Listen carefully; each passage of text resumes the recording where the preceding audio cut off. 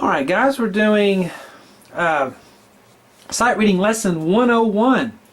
Alright, 101. So, sight reading lesson 101 on shawncheek.com. And what I've done here, for those of you who are familiar with my sight reading lessons, you can't get enough of that intermediate level. That's what a lot of us skip over when we were kids. And everybody starts off as a beginner, of course, and then we progress to that intermediate level, and that's where the real crux is. What's going to happen at that intermediate level? Are you going to learn to read, learn how to play without looking down at your hands and to feel for the notes?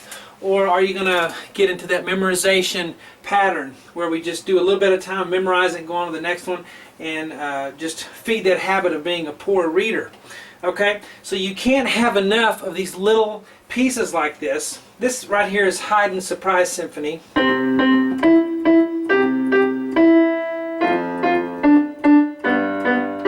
it gets more complicated as we go on. So the point of this is not can you play it, is can you read it without any trouble. Yes, a lot of us can play it physically, but can you read it? And that's why we're using these kinds of pieces. And we can't do enough of them. We need more and more and more. That's why I already have 132 lessons that are designated as sight reading lessons. And this is lesson, I know I said lesson 101. I have 32 supplemental exercises on there too. So those are a separate deal that help your sight reading. But this is lesson 101, and that's why we're still at this level, because we don't need to go on to advanced stuff yet if you're working on your sight reading. Okay, so let's jump in here with how we would read this. Now, we start, of course, you have your time signature, 2/4, 2 counts per measure. And we're going to do the part 1 here on YouTube.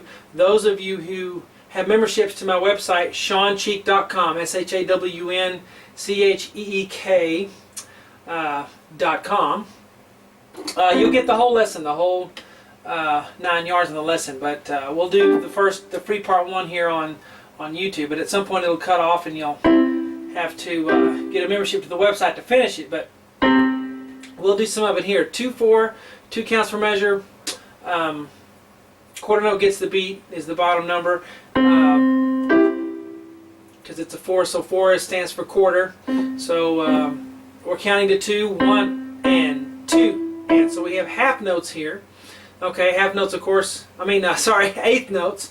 Just went to my kid's baseball game, so I'm kind of that always stresses me out watching my kids play baseball. We have eighth notes here, so 1 and 2 and 1 and 2, 1 and 2 and 1 and 2. So the eighth notes will get half a count apiece. Okay, and we start with, of course, middle C. Alright, then we're going to move up to E on the first line. Now if you can't name these notes and know them automatically without having to count up using your Every Good Boy Does Fine or FACE or whatever you're doing, you're in trouble. Okay, you need to have these by this point to when you get to lesson 101, you need to thoroughly have all of these memorized. Just being able to look at a note and being able to name it and play it automatically without having to check. Okay, so if you can't do that, you need to start at lesson 1 on my website. Okay, and the reason this is not a particularly difficult piece because I don't want it to be. I want it to be fairly easy still for this intermediate level so that we can read it and move on. Be done with it. It's not something we're going to play all the time. We're just using this piece to help our sight reading. Alright? C, C, E, E, G, G, E. And that T-E-N just means tenuto. That means you hold it out for its full value. We've been playing staccato, which means space in between the notes. It doesn't mean play it short. We don't shorten the value of the note. We just we put space in between. 1 and 2 and 1 and 2. Okay? And here we have some F's, F, D, D, B. Now here are ledger lines. Now these are in the flashcards that I provide on shawncheek.com, because all the lessons you have PDF printouts for everything. So you have flashcards for these. Now these are ledger lines though, and they will will get to people sometimes. So you have to start kind of learning those. And are you still doing your flashcards? If you don't have all these notes memorized really well, then you definitely need to still be doing your flashcards that you cut out a while ago. But B, B, G, below that top ledger line, you know, the ledger line would be a C, and below that would be a B. So two B's, and then this is a G here, okay?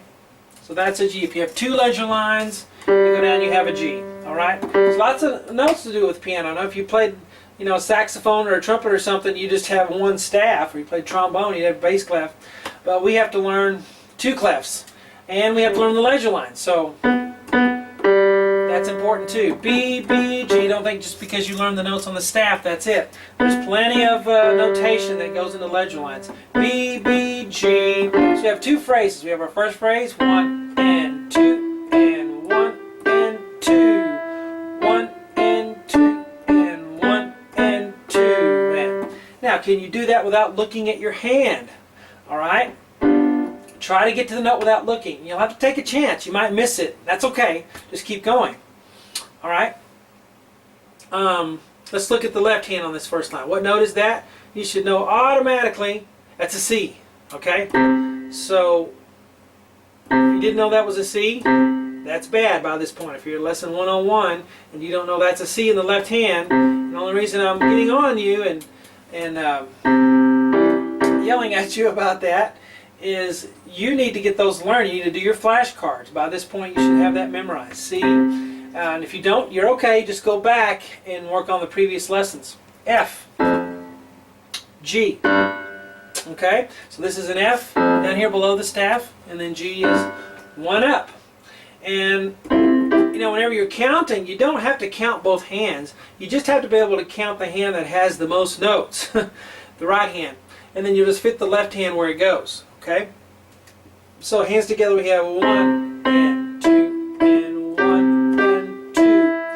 1 and 2 and 1 and 2. You may say, well, that doesn't sound like you're doing left hand staccato. I am. A quarter note staccato will be longer than an eighth note staccato, okay? But anyway, the most important thing here is the notes here, not the articulation. I mean, that is important musically, but you're on my site to learn how to sight read, and I'm more interested in that than anything. Okay, now we're going to move on here. I'm going to try to keep the notation big here so you can see it on this video. This starts out the same way as the beginning. C, C, E, E, G, G, E. Okay? And then we're going to go up to, what note is that? You should know that's a C. C, C, F sharp, G. Now that was an F, and the F sharp, the little tic-tac-toe board before it, means sharp, and of course this F is sharp too. Many of you know all these things, and I'm repeating them again. Well, there'll be some person that doesn't remember that, so that's why I'm saying it. F sharp, G. Okay? C, C, F sharp, G, rest. And the left hand will have two C's there. Now what's this note? You should know that's an A. Next one, you should know it's a D, and you should be able to just to feel for it. And then G up higher, and then down to G. I'm not saying you never look down at your hands. You occasionally will glance down, but we need to learn how to get there by feel. Alright, so this will be the tricky part right here for you. So let's look at it. 1 and 2 and 1, 2. 1, 2. See that? So try to connect that higher G to the lower G and get off of it. 1 and 2 and 1 and 2 and. So let's put that whole line together. 1, 2, 1 and 2, 1 and 2 and 1 and 2. Now you would go back and repeat, because this is a repeat sign. So you go back to the very beginning and you repeat from the beginning all the way through again. But when you come down to the first and second ending, you skip the first ending and go to the second one. So you go here. 1 and 2. And that's the surprise. It's a surprise symphony. And you're soft, and then sforzando there. That SFZ means sforzando. And you'll hit it harder, surprise, out of you know, this quietness. 1 and 2 and 1 and 2. Okay, so that takes care of the first two lines. Well, so we had G there, but if you get to that chord and go, what is that? Well, you need to know what the letters are. You have middle line, line above that, which is B and D. Then above the top line is a G. Alright, so you have B, D, G, and we'll do 1, 2, 5. We'll do left hand G. Now this is a G chord because it has G, B, D in it. Okay?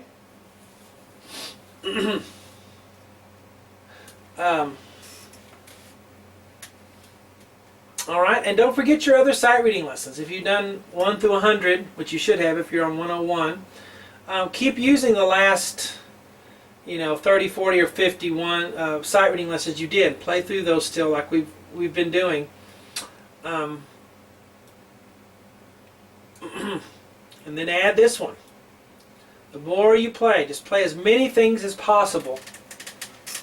And we have to stay on something that's fairly easy enough for you to sight read through. Then we're not reading it. We're learning it if we stay on it too long.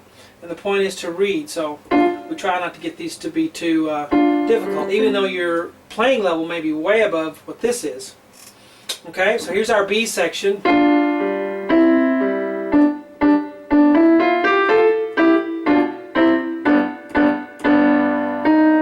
And then we'll move on from that.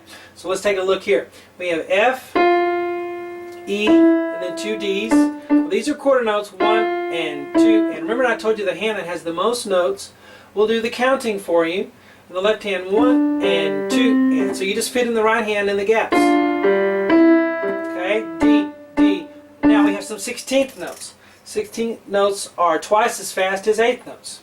8th notes are twice as fast as quarter notes. So we have quarters, eighths, 16ths. The way to count that, a lot of people will say 2 eanda, 2 eanda, 1 eanda, 2 eanda, 3 eanda, 4 eanda is how many people will count that. And then we have F and A with 3 and 5. Now these are thirds. You should be able to see that as a reader, that you have notes that are just stacked right on top of each other and they're moving down, so they're descending thirds. F and A, E and G, D and F, C and E. Okay, and then D and B, or B and D. B and D, B and D. Okay, so I'm not doing as much in depth as I would if we were on lesson 4, 5, 6, or 7 or something in the sight reading course. So just don't want anybody to skip ahead. That's one of the worst mistakes we can make, is just try to jump right in the middle and say, oh well, I can play this, so I'm just going to start right here. And you're missing everything. You're missing all of the things that you need in the other lessons. So don't skip around. Go in order, start at lesson 1, and don't skip around. F, E, let's count it. 1 and 2 and 1 and 2 and 1 and 2 and the next note will be an E. Let's look at the left hand. D, G. So there's a leisure line. So C would be on that line. One above it is D, G, C, G, B, B, B. And then here we have B, C, G, G, G. I'll play this whole thing for you after we finish, but we're just going through it line by line right here. Alright, so B, C, G, G, G there. Let's play both hands together slowly here. Ready, and go.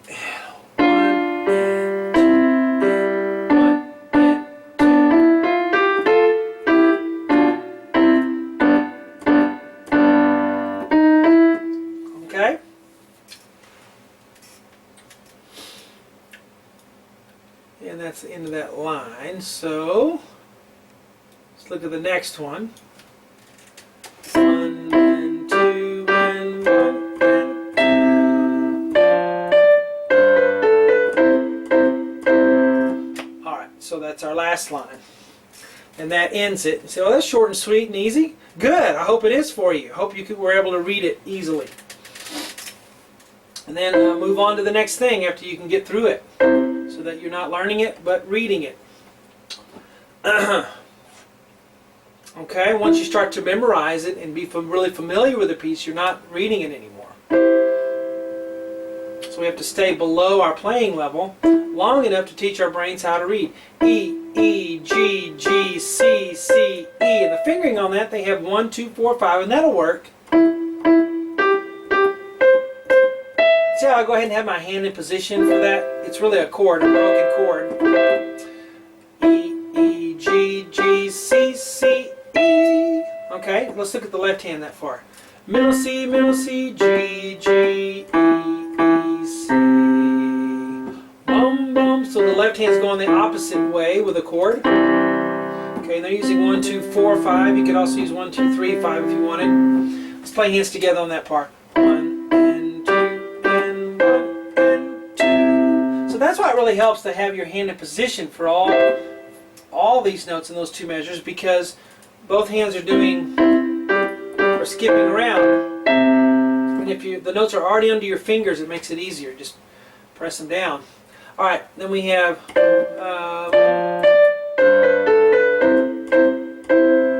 so here we have 2 Ds, 2 eighth notes, and then 16ths. Da da da da. 1 and 2 E and does. How you count that? Left hand has an F, then we'll go down to a G. So 1 and 2 E and a 1 and 2.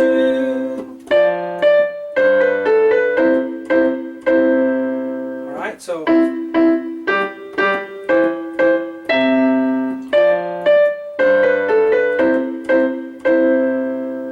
And there we have it. Okay, so this was on the easy side. But very beneficial to you if you're trying to learn to sight read. All right, this is a really good test for you because it is on the easy side. You can really see, well, can I play something that's not too hard to read without much trouble? Am I able to do that? All right, so there's lesson 101, and then we'll do lesson 102 after this, of course.